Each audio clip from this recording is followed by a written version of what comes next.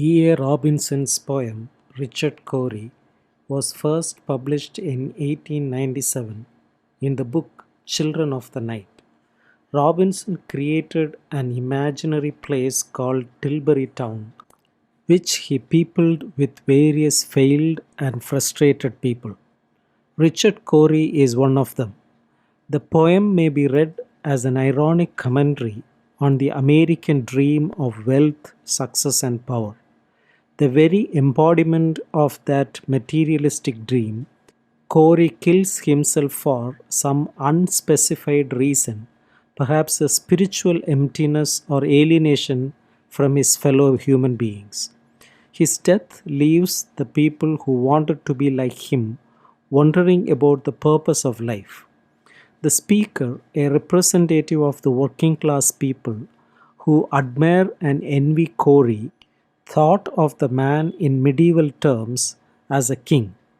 Robinson seems to question the values of both Cory and the speaker, as well as that of the American dream.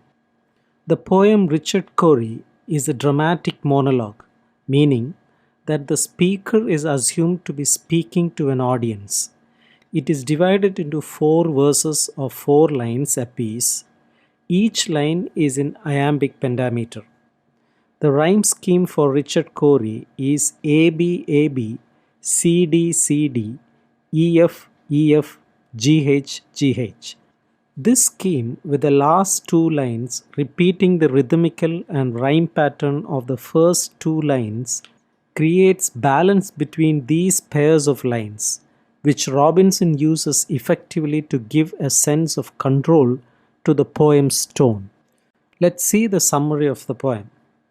In the first stanza, the speaker of the poem, one of the people on the pavement, implies by contrast that Richard Cory is not on the pavement with him and his lower class peers. The speaker calls Cory a gentleman, suggesting his upper class status, and he makes pun on soul, meaning both the bottoms of shoes and a person's spiritual essence, and crown, meaning both the top of one's head and a symbol of royalty worn on the head. The word imperially also suggests royalty, and the expression clean favored may imply both that Cory is well groomed and that he is clearly a man of privilege. In the second stanza, we see the description of Cory as quietly arrayed. It is an oxymoron because it seems to contradict itself. The word quietly implies that Cory is dressed conservatively rather than in loud clothing, but the word arrayed means that he is dressed in fancy clothing. Arrayed also implies orderliness and may mean dressed or ordered for battle, suggesting like the word crown earlier. The whole expression may literally refer to a fine, well-pressed, dark-colored suit, but the conflict between the definitions of the two words, which they are applied to clothing, also reflects the speaker's perception of Cory as both normal and superior. The speaker comments that Cory was human or normal in conversation, yet he created abnormal excitement with such regular expressions as good morning. The line break and the comma after he said in the third line of the second stanza allow for an abnormal pause before good morning. This pause dramatizes the second of anticipation one of the people on the pavement might feel in awaiting the simplest of pronouncements from the kingly Cory. Literally, the word glittered may refer to some watch chain or jewelry or type in that Cory wears catching the sunlight, but figuratively, it may refer to the armor of king ready for battle or to the unusual spiritual aura that seems to surround the man. In the third stanza, the speaker compares Cory to a king, at least in wealth, and he remarks that Cory has a good education in every grace, suggesting both that Cory is well read and may speak several foreign languages, and that he has excellent manners, can make small talk easily, and knows which fork to use at a fancy dinner. The word grace also has religious significance. In Christian belief, people are saved from eternal damnation by the grace of God. The speaker's use of the word may imply that he looks upon Cory as blessed. The last two lines of third stanza explain that speaker and his class wish that they could be Richard Cory. But the phrasing may indicate rather that they want his king-like place in society. The apparently thrown away phrase, in fine, is loaded with possible significance. Fine can mean finery, referring to Cory's clothes, wealth, manners, and education, or it can mean the end, foreshadowing Cory's tragic death, or it can mean a monetary penalty. Cory loses everything when he commits suicide.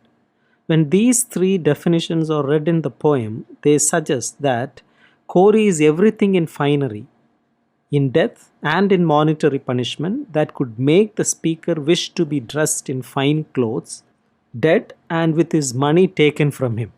In the last stanza, at the time he addresses the reader, the speaker already knows that Richard Cory has shot himself in the head. For maximum irony and to achieve as much shock effect as possible on his audience, the speaker saves this revelation until the end, but he may feel that his behavior and attitude previous to Cory's suicide were inappropriate. He and his working class peers worked and expected the light to come.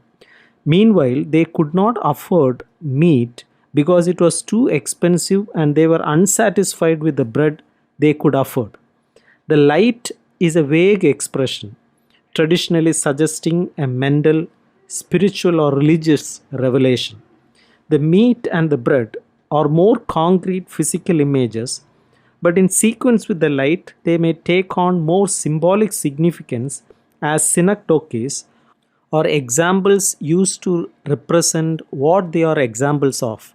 The meat may represent and be an example of everything they could not afford to have, but wanted badly and valued highly, and the bread may represent and be an example of everything they could have, but did not enjoy or appreciate.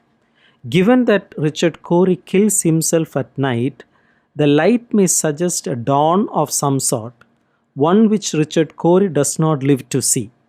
What seemed a calm summer night to the speaker was apparently not so calm for Richard Cory, even if it had the ultimate calming effect on him. And the dawn or revelation that the narrator seems to expect, how to be in Richard Cory's place, ironically come like a bullet in the speaker's head.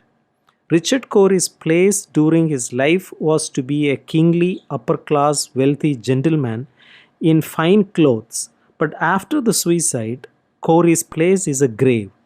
Since the speaker's aim in life seems to have been to be like Richard Cory, Cory's death brings his goals into question, if it does not outright kill them. One of the themes in the poem is wealth and poverty. It is very interesting for us to see how wealth and poverty are kept in juxtaposition.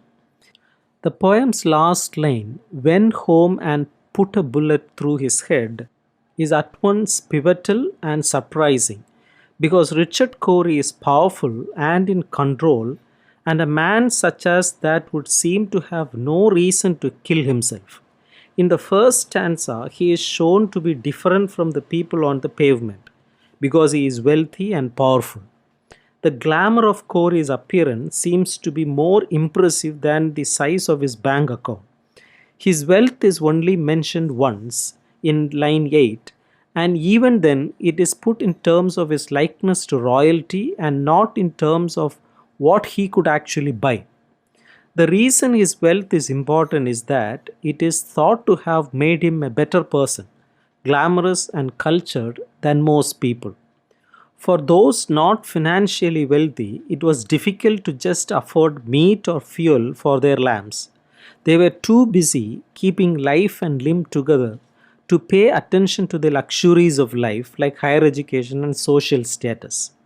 With Cory's suicide, it becomes clear that happiness has escaped him.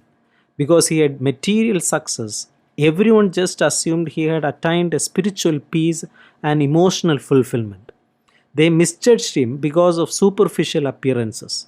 Like the narrator, readers are left wondering what money really buys other than material goods. It turns out that the rich are afflicted with the same despair and spiritual bankruptcy as the rest of the population. Another theme that we see in the poem is success and failure. As this poem demonstrates, success is relative. Cory evidently was not satisfied with what he had accomplished in his life. Many of the townspeople admired him and envied his privileged life. The light referred to in the poem's ninth line is just barely symbolic, a mixture of the actual means to pay for gas or electric lighting, of enlightenment, and of God's grace. The people want some sort of approval that would let them feel that they are not failures, that their lives had attained some level of success. Richard Cory evidently did not feel the light's salvation, even though the people of the town all felt that he would have.